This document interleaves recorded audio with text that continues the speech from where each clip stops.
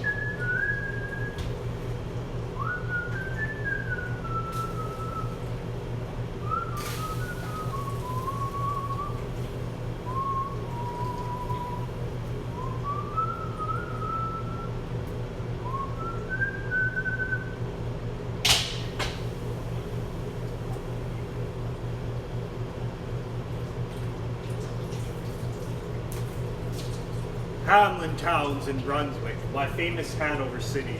The river Weser, deep and wide, washes its wall on the southern side. A pleasanter spot you've never spied. But when begins my duty? Almost 500 years ago. See the townsfolk suffer so, vermin must pity. Rats, they fought the dogs and killed the cats, bit the babies in the cradles, made the cheeses from the vats, licked the soup from the cooks on ladles, split open the kegs of salted sprats, made nest the men's Sunday hats, and even spoiled the women's chats by drowning out their speaking with shrieking and squeaking in 50 different sharps and flats.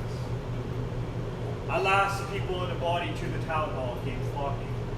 "'Tis clear," cried they, "our mayor is a naughty. And as for our corporation, shocking, to think we buy gowns lined with ermine, for dolce canter won't determine what's best to rid us of our vermin. You hope because you're old and obese to find in the furry civic robes ease. Rouse up, sirs, give your brains a racking, to find the remedy we are lacking, or sure as fate will send you packing." At this, the mayor and corporation quaked with mighty consternation. An hour we sat in council. At length the mayor broke silence. "For a guilder I'd my ermine gown sell. I wish I were a mile hence. It's easy to bid one rack one's brain. I'm sure my poor head aches again. I scratch it so, but all in vain. Oh, for a trap, a trap, a trap." Just as he said this, what should happen? At the chamber door but a gentle tap. "Bless us," cried the mayor, "what's that?"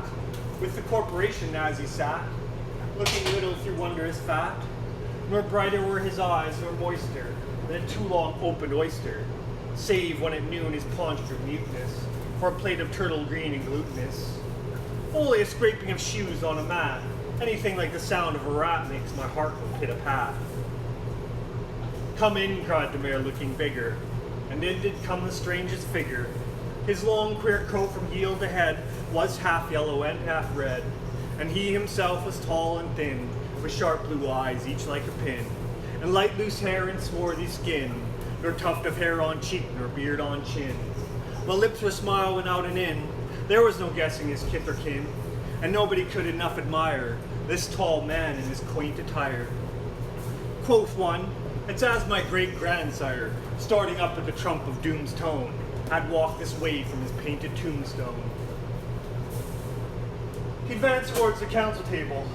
"Please, your honor," said he, "I am able, by means of secret charm to draw, all the creatures living beneath the sun, that crawl or swim or fly or run, after me so as you never saw. And I chiefly use my charm on creatures that to people harm, the mole and toad and newt and viper. People call me the Pied Piper." And here they noticed round his neck a scarf of red and yellow stripe, to match with his coat of self-same check. And at scarf's end hung a pipe, and his fingers they noticed were ever straying, as if impatient to be playing upon this pipe, as low it dangled over his vesture so old-fangled.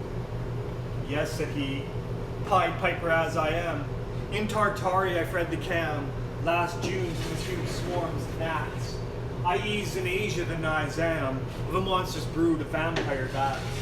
And as for what your brain bewilders, if I rid your town of rats, will you give me 1,000 guilders?" 50,000 was the exclamation of an astonished mayor and corporation. Into the street the piper stepped, smiling first a little smile, as if he knew what magic slept in his quiet pipe a while. Like a musical adept to blow his pipe, his lips he wrinkled, and green and blue his sharp eyes twinkled, like a candle flame where salt is sprinkled. And ere the 3 shrill notes the pipe uttered, he heard as if an army muttered. The muttering grew to a grumbling grew to a mighty rumbling, and out of the houses came the rats tumbling. Great rats, small rats, bean rats, brawny rats, brown rats, black rats, gray rats, tawny rats, grave old potters, gay young friskers, fathers, mothers, uncles, cousins, cocking tails and pricking whiskers.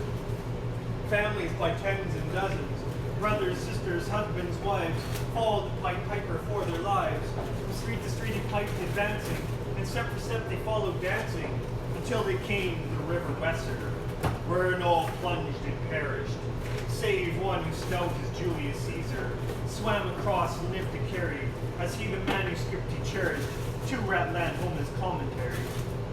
which was, at first shrill notes of the pipe, I heard a sound as a scraping tripe, and putting apples wonders right into the cider presses bright, and moving away pickle tub boards, leaving a jar of concert cupboards, and drawing the corks of train oil flasks, the breaking hoops of butter casks, and it seemed as if a voice, sweeter far than by harp or by sculleries breathed, called out, "Oh, rats, rejoice! The world has grown to a vast race saltery.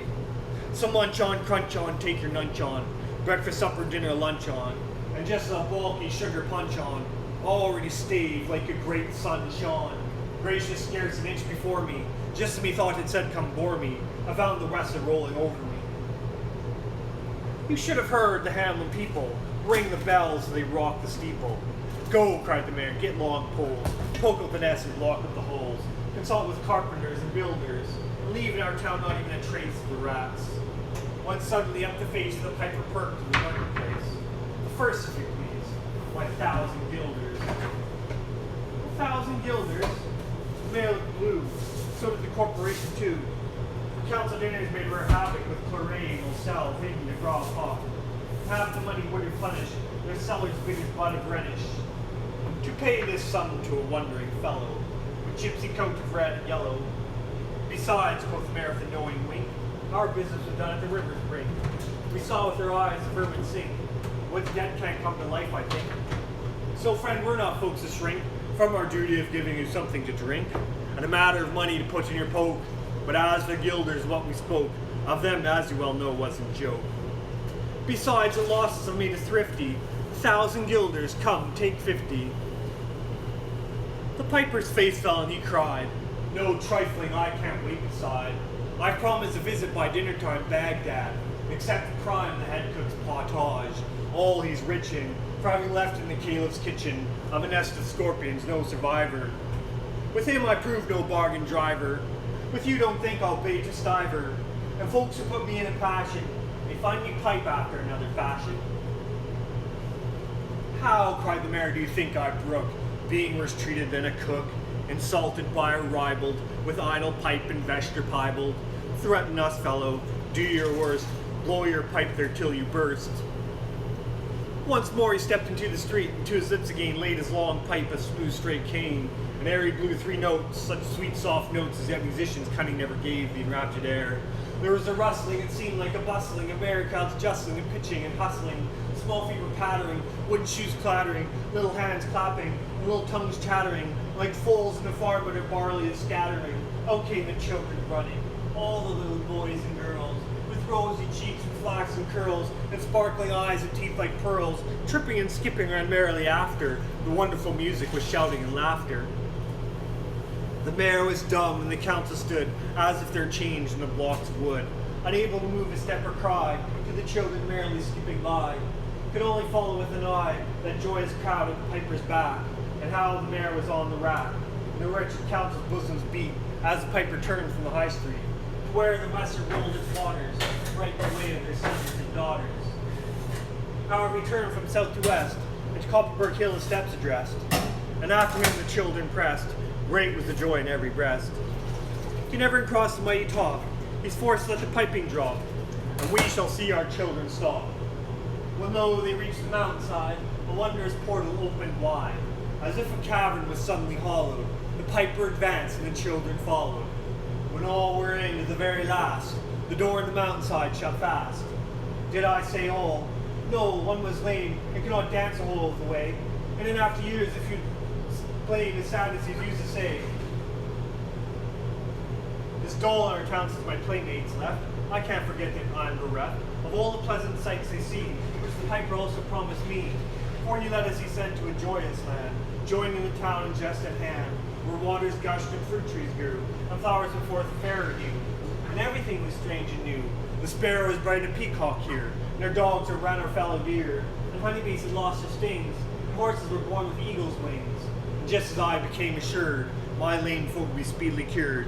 The music stopped, and I stood still, and found myself outside the hill, left behind against my will, to go now limping as before, and never hear of that country more."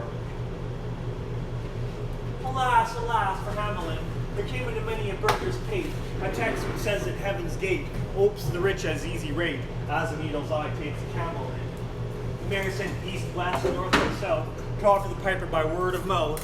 Wherever was man's lot to find him, silver and gold to his heart's content, if only to return the way he went, and bring the children behind him.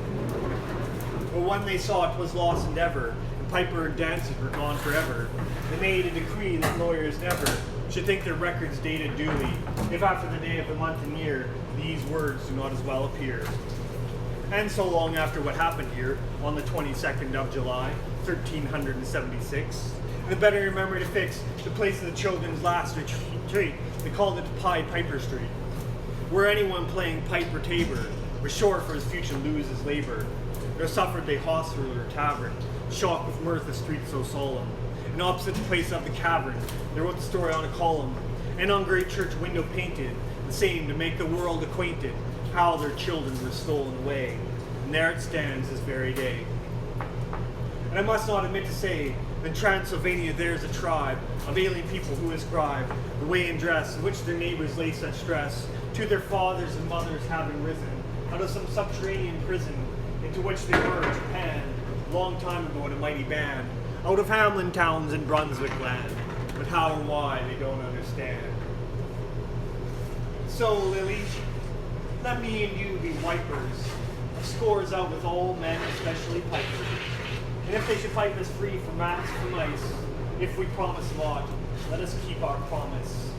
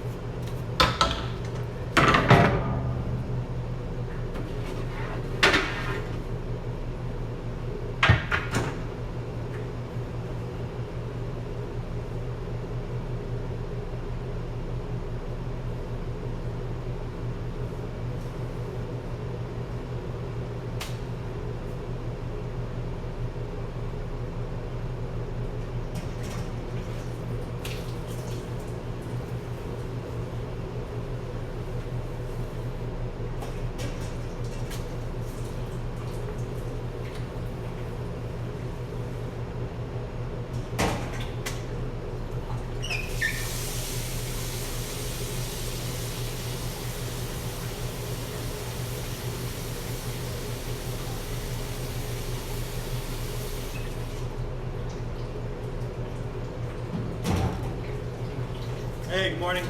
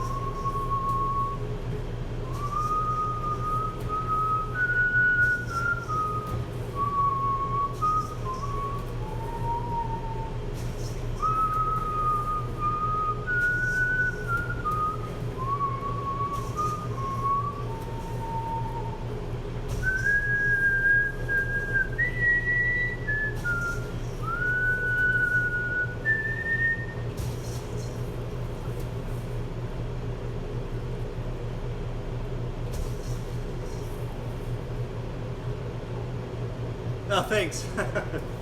I'm glad somebody enjoys it.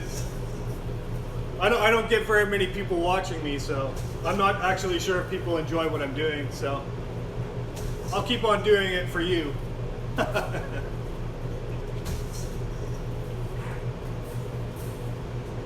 Thanks for following me. That's very much appreciated. I'm glad I have an audience.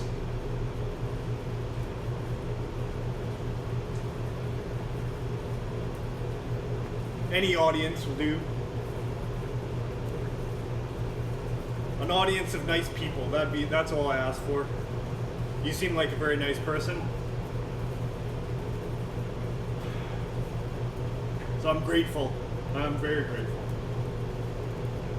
'Tis the season to be grateful. Grateful.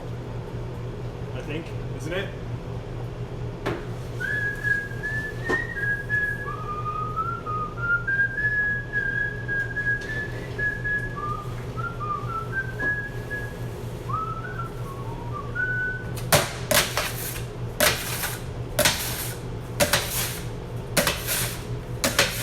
I was playing that Far Cry Primal yesterday.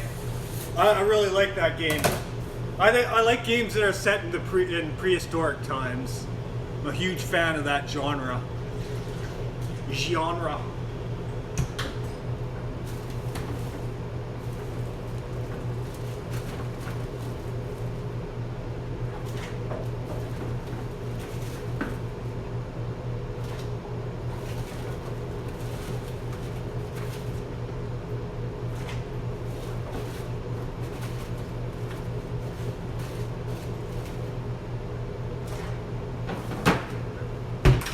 I hope they do a Far Cry Primal 2. I would be all over that game. I'm playing my brother's copy. I should actually buy my own copy so that they make a sequel to it.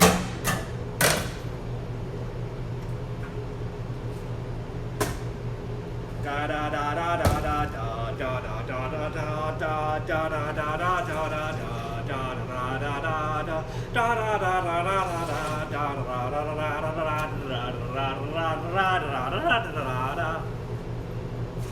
Oh, I'm full of some manic energy this morning. Maniacal energies.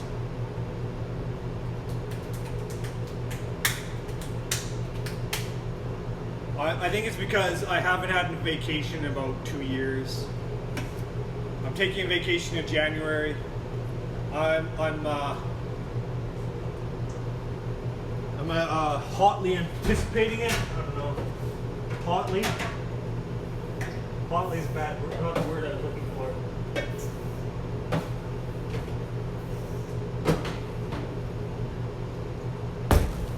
I'm eagerly anticipating my vacation. Rapaciously anticipating it. Rapaciously anticipating it. Voraciously anticipating it. Maniacally.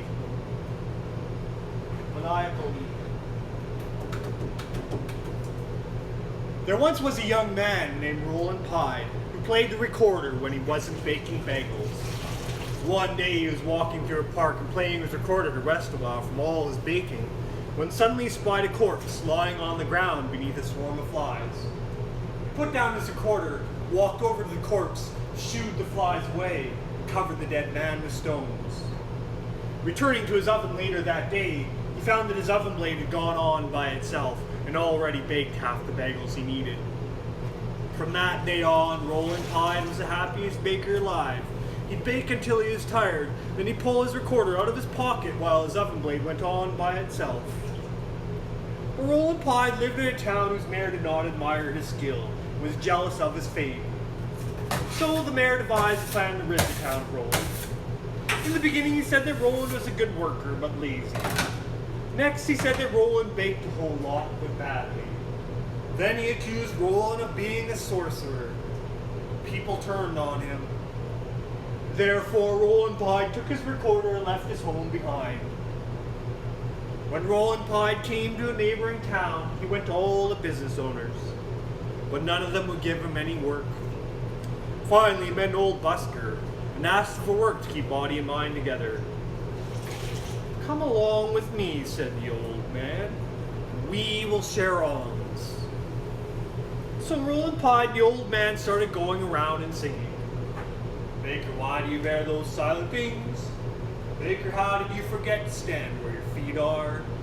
Baker, no woman loves your wealth, although it is golden and good for her health. Baker, you are too dirty for a lover to wish to free. Your limbs are the knots and cords, an old-fashioned machine. Baker, line the rings and bash the boards. You don't need their applause for a thing that is yours. You are a baker and are what you are, not by a miracle, but by the work of your arms. Baker, be who you are."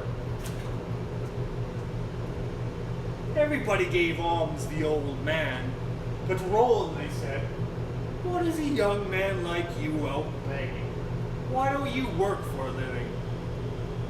"Nobody will hire me," replied Roland Pie. "That's what you say. There's a king with so many hungry soldiers that he'll pay good wages to anyone willing to feed them." So Roland Pie went to the king's kitchen and took the old man whose alms he'd been sharing. The oven had never been used by anyone. Roland mixed the dough, then he rolled it into rings, then he boiled them, dressed them with seeds, baked them until they're golden brown. Then he tossed them into a crate to cool down. Whenever Roland wearied of baking, he'd play his recorder. And once he was weary of playing his recorder, he'd sing, "Baker, why do you bear those silent things? Baker, how did you forget to stand where your feet are? Baker, no woman loves your wealth, although it is gold and good for her health. Baker, you are too dirty for a lover to wish to preen. Your limbs are the knots and cords, an old-fashioned machine. Baker, line the rings and bash the boards. You don't need their applause for a thing that is yours. You are a baker, and are what you are, not by a miracle, but by the work of your arms. Baker, be who you are." Hearing the singing, a princess looked out the window. She saw Roland Pie, fell in love with him. But she was a princess, and he a baker. The king would never consent to their marriage. So they decided to run away together. They fled at night in a boat. They were already on the high seas when Roland remembered the busker. He said to his beloved, "We must fetch the old man. Since he shared his alms with me, we can't go off and leave him like that." At that very moment, the old man came up behind the boat, walking in the water as though it had been dry land. Reaching the boat, he said, "We agreed to divide everything we had, and I shared everything I owned. Now you have the king's daughter. You must give half of her to me." At this, he gave Roland Pie the knife to cut his bride in two. Roland Pie took the knife with a trembling hand. "You are right," he said. "You are perfectly right." He was on the point of cutting his bride in two when suddenly the old man stopped him. "Stop! I knew you were a just man. I am the dead man, mind you, whom you covered with stones. Go now, and may the two of you always be happy."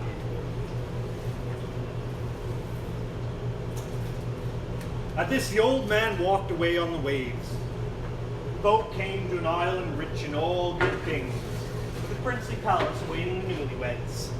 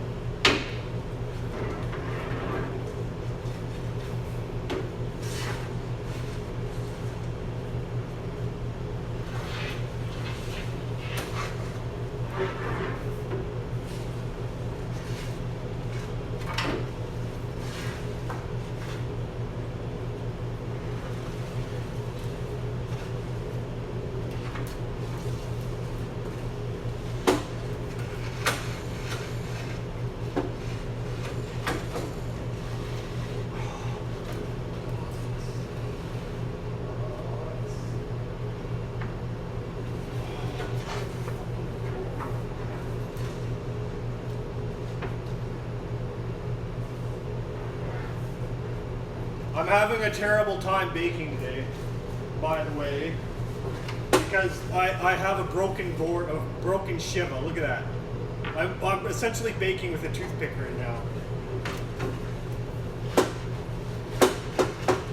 It is the worst. I can't stand this shit. Oh my god. Oh fuck.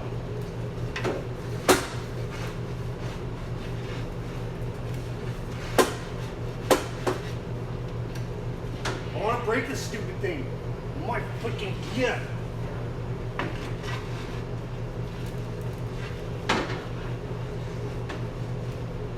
Oh, that took way too long. I'm standing in front of the hot oven, sweating my face off. It's like I'm made of wax today.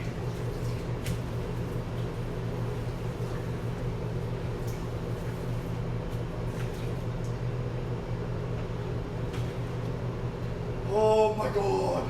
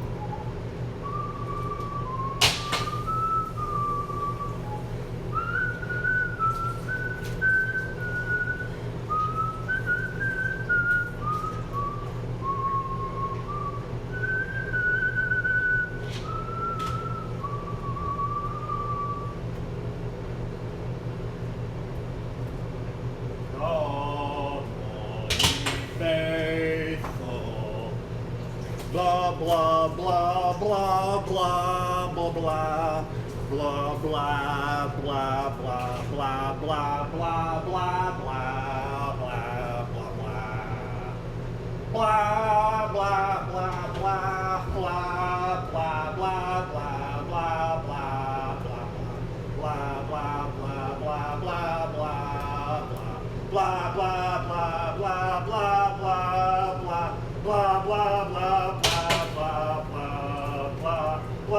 blah blah blah blah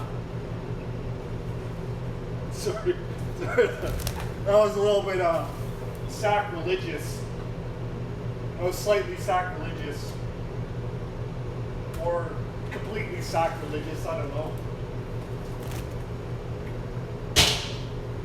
Blasphemy. Blasphemy. Can you believe it? Blasphemy is still illegal in some countries. It was still, I think it was still legal in this country, but up till recently. Blasphemy. Illegal. Oh my god. That's horrifying.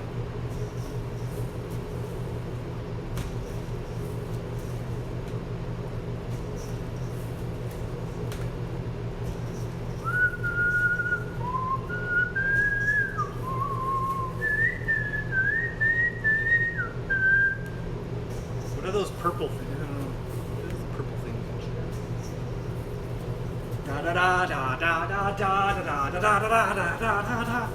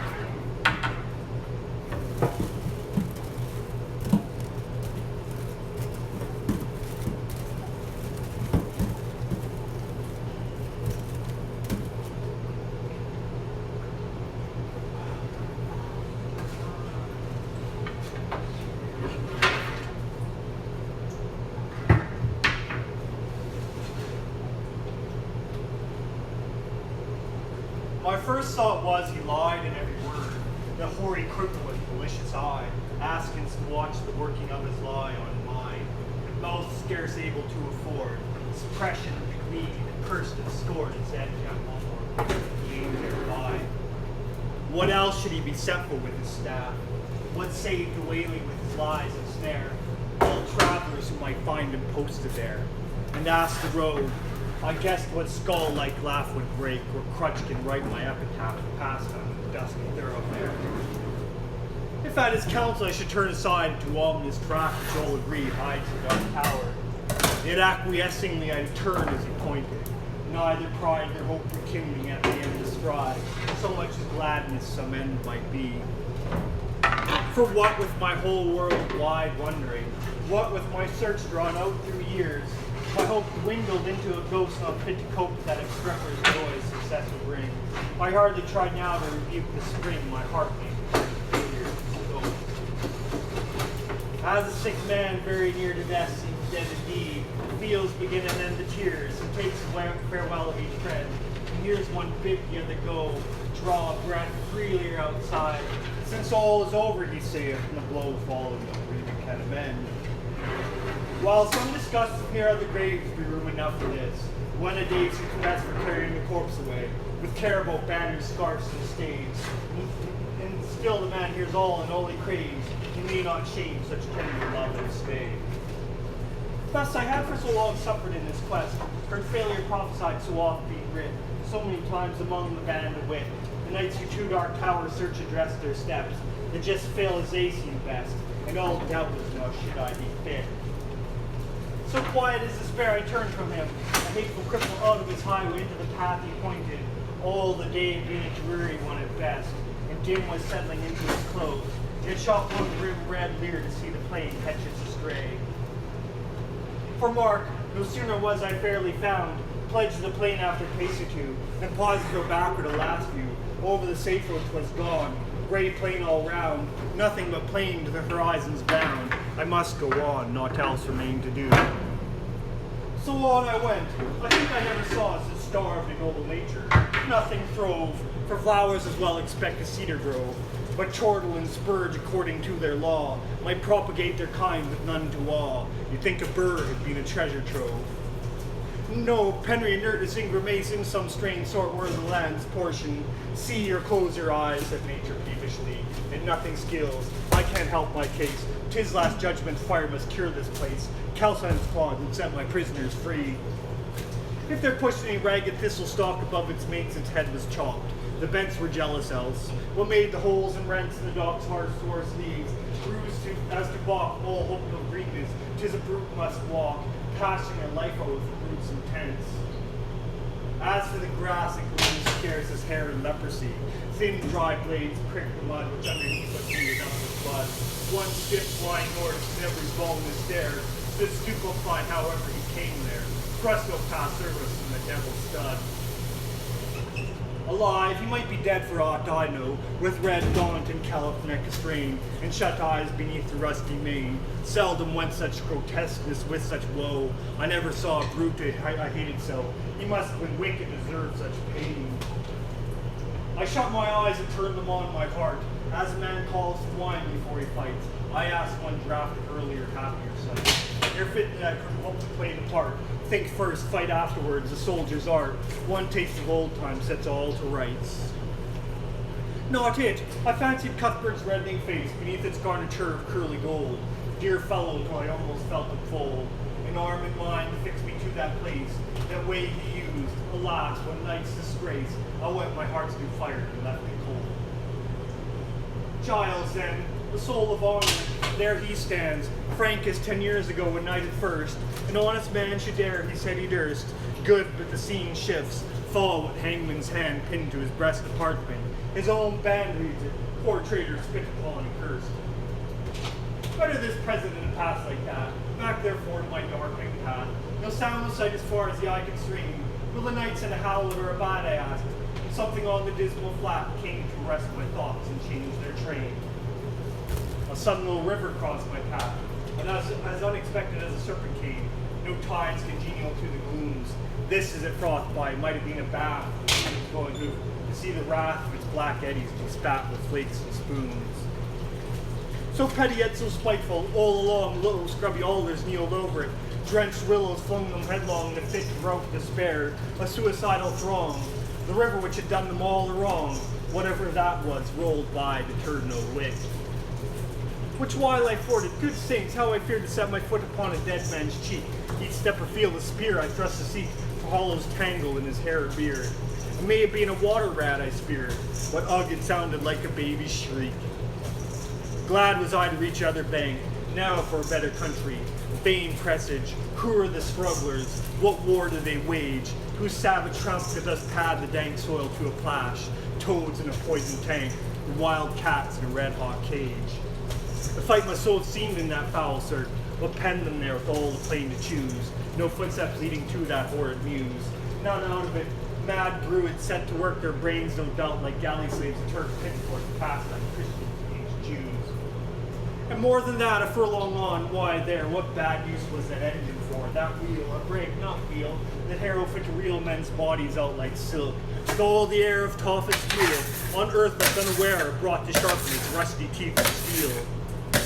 Then came some stub ground, once a wood, next a marsh it seemed, now mere earth, desperate and done with, so the fool finds mirth, makes a thing and mars it, till his mood changes and off he goes. Within a rude bog, clay and marsh, sands, dark black dirt. Now blotches rankly colored gay and grim, now patches where some leanness of the soil broke through moss or substances like oils.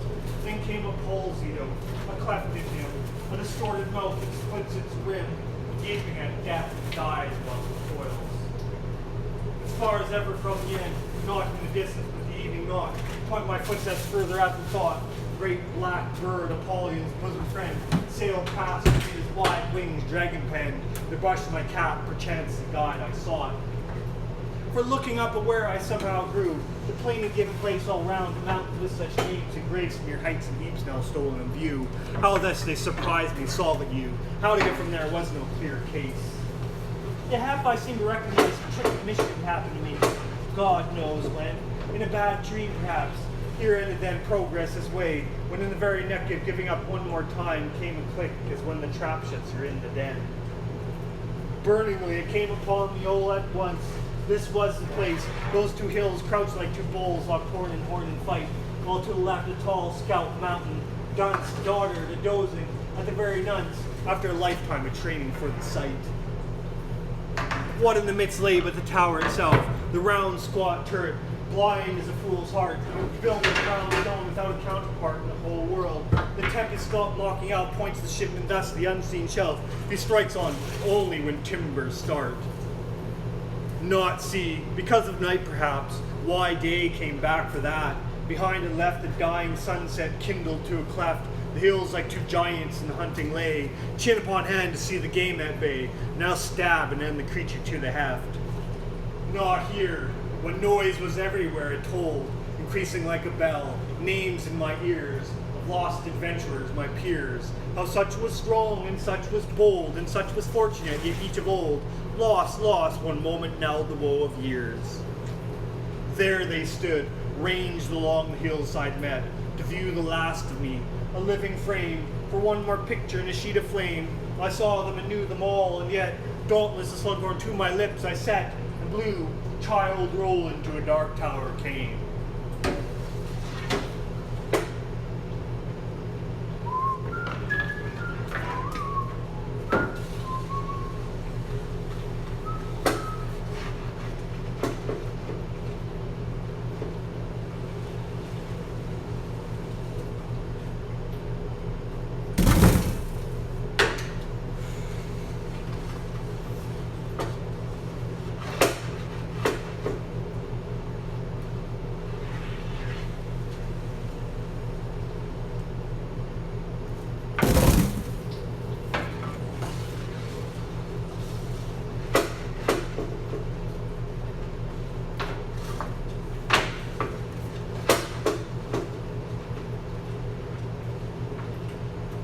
Baking bagels with a toothpick is not fun.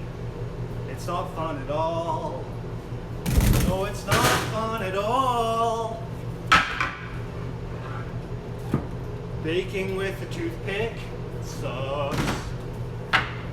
Sucks.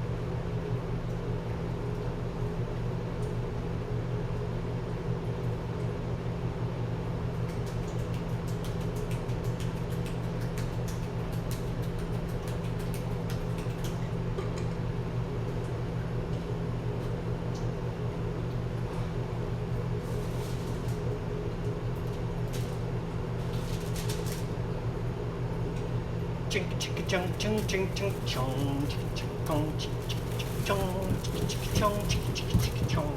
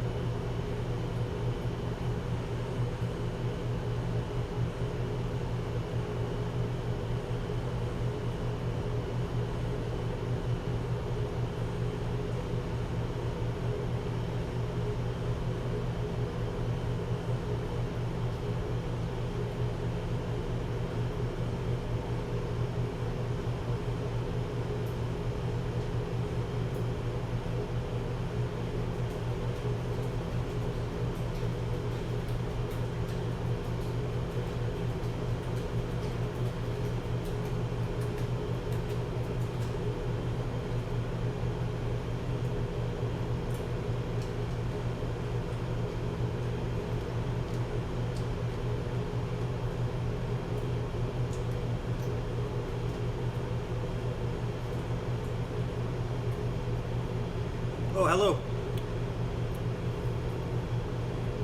Welcome to the stream. Fun times in the bakery today. Fun times. My oven didn't come on this morning properly. I don't have new boards. My Shiva is broken. It's fun times. I'm enjoying myself immensely.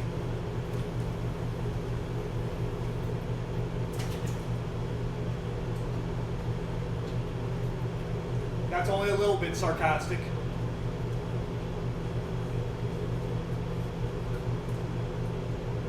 Just a little bit.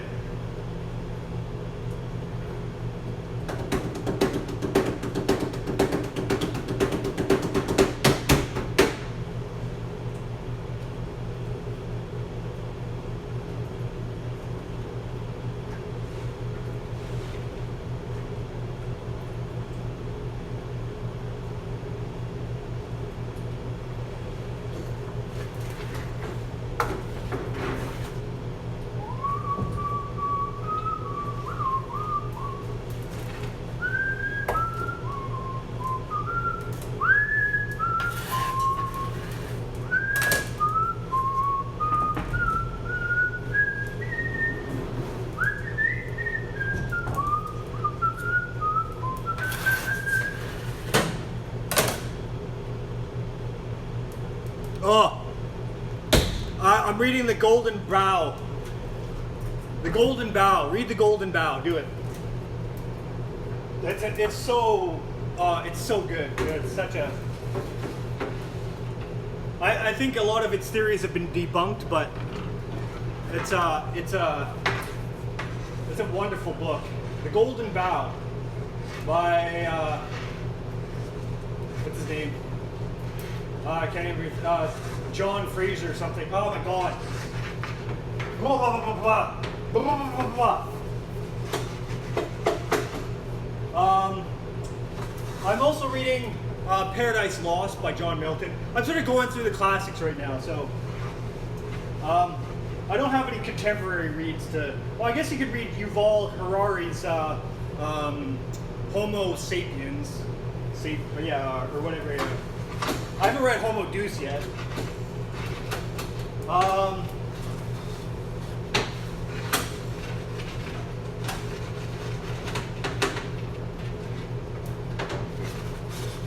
Yeah, I'm really interested in our prehistory. So, human prehistory is like really fascinating to me, and so I've been reading a lot of like those kind of like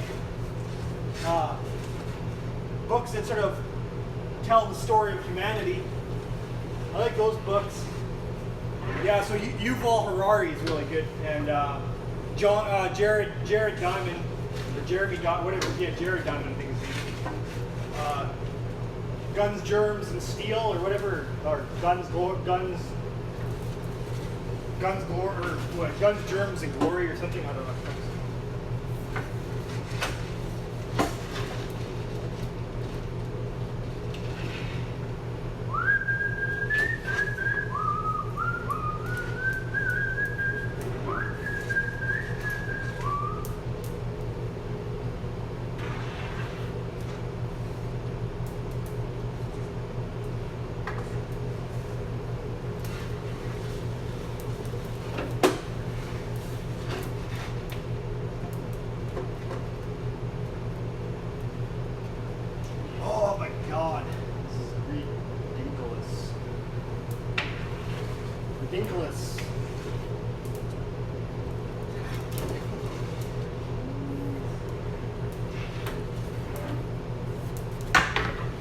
Golden bough, as in like a tree, a limb of a tree or whatever.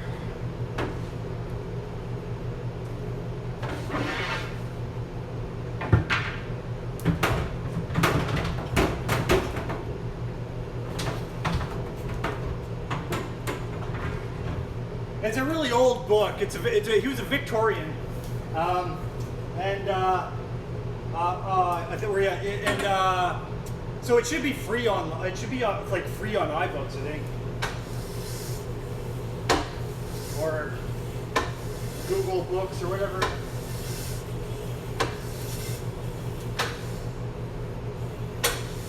Google Books.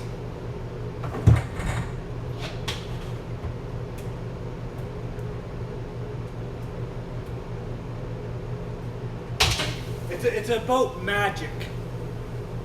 Oh no, I don't, oh my gosh. I need to get my broom from the back. Oh my God. This organization this morning is nuts. Oh, I didn't even have to sweep down. I don't know why.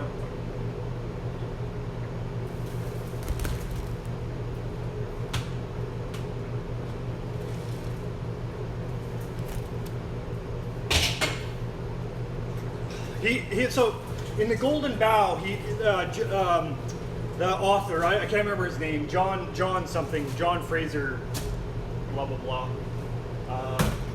He argues that that humanity evolved through a progression of they started out with magical beliefs, so that so humanity started out believing in magic, believing that they could influence their world through magical instruments and devices or whatever. And then they progressed from that into a religious attitude, which believes in a supernatural being that can actually intervene in the world on their behalf. so they went from magical, so they believed in magic in first place, so they believed that they could actually influence the natural world through their through symbolic interactions with the world, I guess you'd say. And then they evolved to a religious attitude, which is like they figured out that their magic was not working after a while, and they were like, oh, the magic's not working, so let's try to propitiate the gods with sacrificial offerings. Maybe that'll get them to do the things we want them to do, which is like make the rain come and make the crops grow big and fruit plentiful and abundant. And then they from the religious paradigm, they move on to a scientific paradigm, which is where we actually understand nature, and because we understand nature, we can actually influence it. And so we went from magic to religion back to scientific magic, because that's what we're in right now. We're in the era of scientific magic.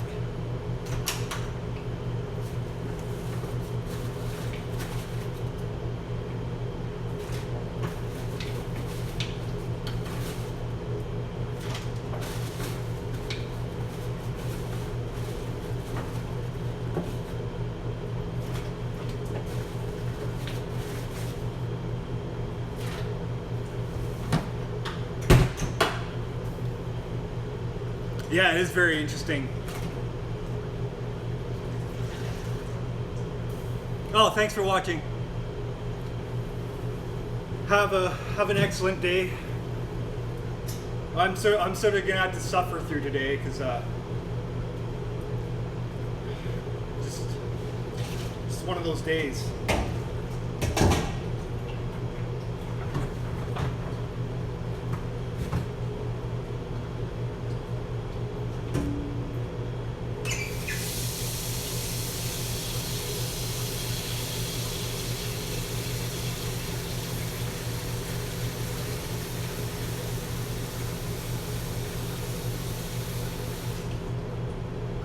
The other really interesting thing is that he says that magicians often became the chiefs of their villages.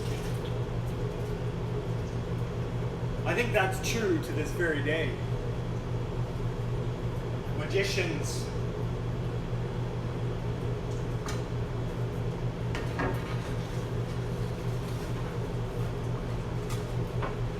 Magicians are the leaders, the chieftains.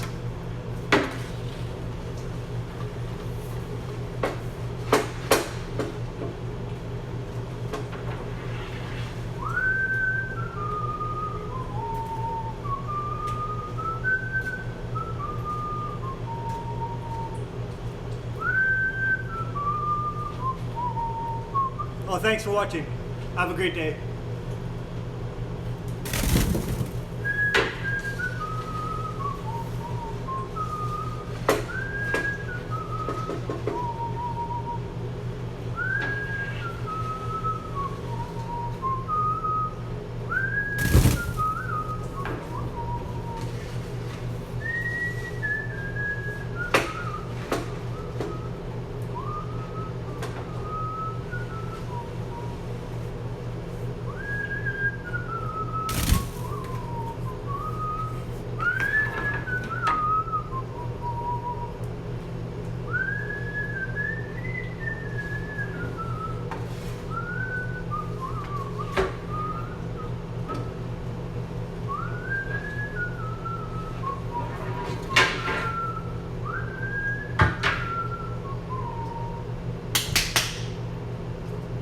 I need to go to the back and get my broom, my oven broom. I'll be back in a moment.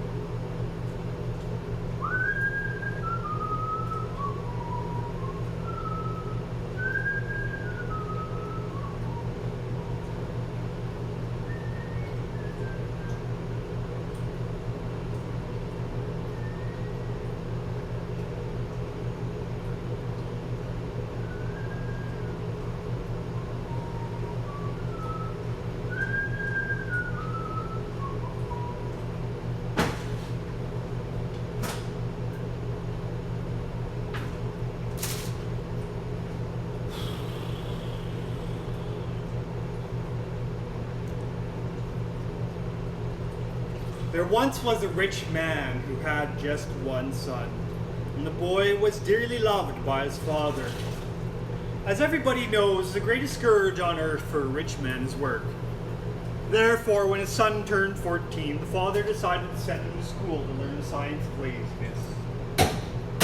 On the same street as the rich man, there lived a famous and highly respected professor who had never done a lick of work in his life he could get out of doing. The rich man called on him and found him stretched out in the garden under a fig tree with a cushion under his head, a cushion under his back, and a cushion under his buttocks. Before talking to him, I must first see how he does, said the rich man to himself, and he hid behind a hedge to observe the man. The professor lay as still as a corpse with his eyes closed. The only time he moved was whenever he heard the thud of a ripe fig falling on the ground near where he lay. He'd reach slowly out, bringing the fruit to his mouth and swallow it. Then he wouldn't stir again until another fig fell. This is just the professor my son needs, decided the rich man. He came out from his hiding place, introduced himself, and asked the professor if he'd teach his son the science of laziness. Old man, answered the professor just above a whisper. Don't talk so much. It tires me to listen to you. If you want to bring your son up as you and I are, just send him to me. So the rich man went home, took his son by the hand, thrust a feathered pillow under his arm, and led him to the garden. I urge you, he told him, to do everything you see this Professor Bagel do. The boy, who already had an inclination for that particular science, also stretched out under the fig tree. Observing his teacher, he saw him reach for every fig that fell and bring it to his mouth. Why should I work myself to death reaching for figs, he thought. And then he lay there with his mouth wide open. Soon a fig fell into his mouth, and he let it go down slowly. Then he reopened his mouth. Another fig fell. This time he missed. He lay there perfectly still and murmured, "Why so wide of the mark? Fig fall into my mouth." Seeing how wise his pupil already was, the professor said, "Go on now. You have nothing to learn from me. You can even teach me something." Seeing how wise his pupil already was, the professor said, "Go on now. You have nothing to learn from me. You can even teach me something." So the boy went home to his father, who thanked heaven for having given him such a smart son. The end. Hello. I'm baking the bagels. I'm the bagel turd. Bagel Popocatépetl. Making bagels at Popocatépetl. Ixi-Hawato.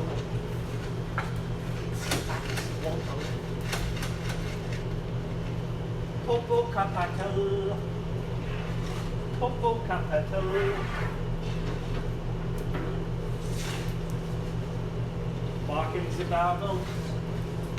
Walking the bagels. Bacon the bagels.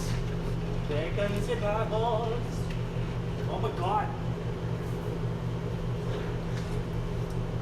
Bacon the bagels.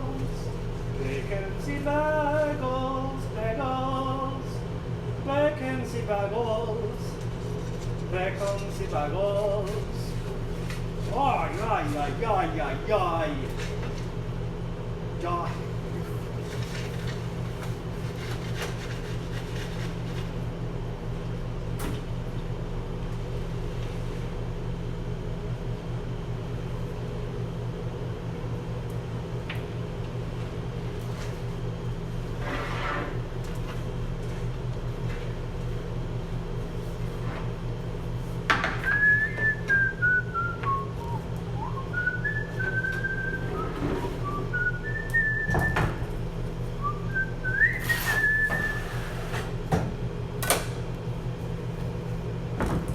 When in the course of human events it becomes necessary for one people to dissolve the political bands which have connected them to another, and assume among the powers of the earth the separate and equal stations to which the laws of nature and nature's God entitle them. A decent respect to the opinions of mankind requires that they should declare the causes which impel the separation. We hold these truths to be self-evident, that all men are created equal, that they are endowed by the universe with certain unalienable rights, that among these are life, liberty, and the pursuit of happiness. And to secure these rights, governments instituted among men, deriving their just power from the consent of the governed. And whenever any form of government becomes destructive to these ends, it is the right of the people to alter or abolish it, and institute new government, laying its foundations on such principles, and organizing its power in such form as to them shall seem most likely to effect their safety and happiness. Prudence indeed will dictate that governments long established should not be changed for light or transient causes. Experience accordingly has shown that mankind are more disposed to suffer when evils are sufferable than right themselves by abolishing the forms to which they have become accustomed.